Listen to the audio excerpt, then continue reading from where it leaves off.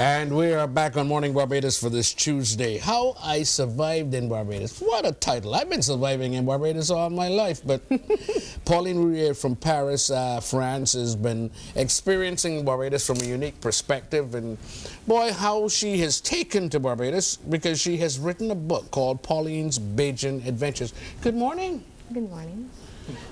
Why this adventure? The book, or why Barbados? Why Barbados and why the book? Okay, why Barbados? Because I wanted to learn English 3 years ago. I was working in Paris and I really needed English even to work in Paris. So I looked for schools all over the world to learn English, and I found the BCC program, EFL, English as a Foreign Language program, and I chose it and I came for that, and I learned English. Excellent. And you sound like you're doing wonderfully. Thank you. You just immersed yourself in? Yes. Yeah. And I guess that's better than just all classroom work. Yes, a lot better. All right, now talk to us about your Bajan adventure, because and in particular Sunday lunch in St. George. Yes. that caught my attention. So the first thing I said about this lunch is the time, the Bajan time that I had to learn. So a lunch on a Sunday in St. George is at 4 o'clock. Okay, I expected something earlier, but yes, because when someone says in Barbados, I'm coming to pick you up at 2, it means I'm going to get ready at 2 and then leave maybe and then stop somewhere and then come for you. That is Bajan time. Yes. And then the food, my friend cooked for me and my other friend, and it was delicious. And we really liked it. He cooked just for us. And what did you have? We had, we say baked chicken, yes, and potatoes and mobi and ice cream. Sounds good. Sounds good to me. Now, I couldn't help but notice in your book, Pauline's Bajan Adventures, you've got pictures of places in Barbados, and you've juxtaposed it with pictures from France. Yes. Like right here, we have a place in Christchurch. So I take it to someone's home or apartment. Yes. And right next to it, there's also a picture of a dwelling in Paris as well. Any similarities? Because I noticed that you're making a comparison between the two, and I noticed it throughout the book as well. Nothing similar, I think. Really just nothing. Just the difference in yes, the price, the size, the views, the neighborhood, everything was different. Is different. I can hear even a hint of a Bajan accent coming up. Yeah. Who is this book for? This book, I think, is for 2 targets. Barbadians first, as it shows a new and a different angle on Barbadian society and culture, and for tourists, as it shows things that maybe tourists didn't get the chance to do when they came to Barbados to visit, or that they did and they could relate to, like the van stories or some restaurants that I mentioned. So it's really for 2 type of targets. What has been your most striking experience that stays in your mind? The bus and the vans. Tell us a little bit about that. Your first experience on the bus or the van here in Ben. I would make a big difference between the blue bus and the vans. The blue bus was interesting because I didn't read at first what was written on the front of the bus. So I just took a bus. Someone told me, just get on a bus at this bus stop. I said, okay.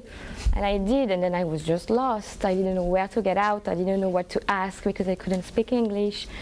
And after an hour, I didn't know what to do, and I got out in the middle of nowhere, and I didn't know what to do. But a van saved me. A conductor was screaming, bridge down, bridge down. So I got in, and then I finally got to school.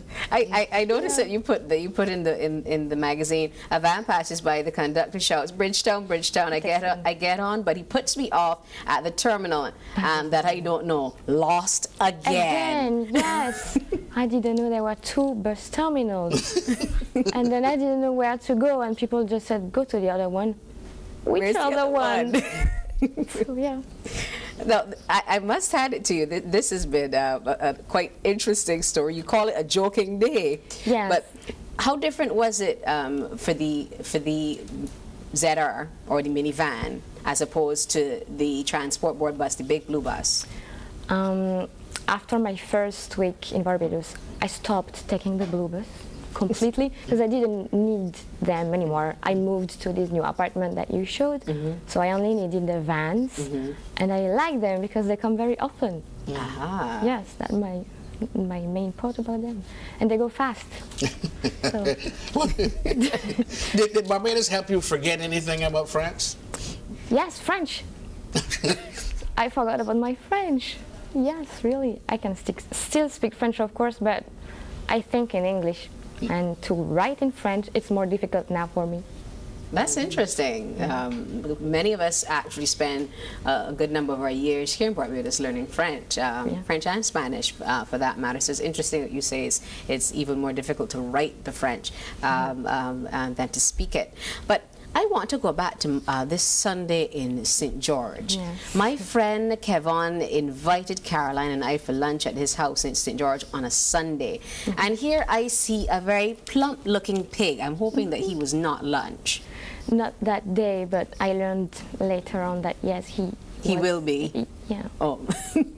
He is not there anymore. Oh boy. No. Do you like sauce? Not Put it in really. sauce? You don't? I like cuckoo. You like Yeah. Girl after my own heart. What about nature? Any nature trails that you've been to here in Barbados?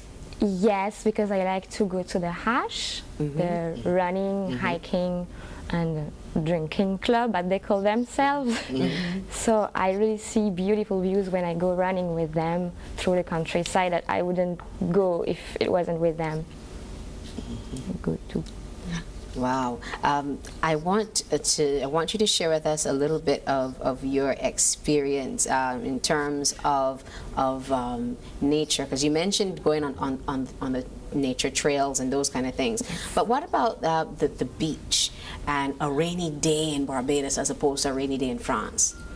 Okay, so a rainy day in Barbados is really surprising for me because there is nobody in the street. And I don't really understand because the rain is just water and it dries. So I don't really see why people wouldn't go out for that. And people even cancel things, even birthdays for the rain. And they even don't go to school sometimes because it's raining. I don't really understand because, as I say in this page, I go to school and work when it snows in France, and it's okay. So it was surprising at first in Barbados when I first came, but now I know if it rains, I just stay home. Yeah. Lovely. What has been your most fascinating experience, and how do you express it in the book? Fascinating. The people, I would say, the kindness of the people. Because, as I said with the bus, when I first came, some experiences were terrible. I was alone, lonely, and I couldn't speak nor understand, but the people helped me so much.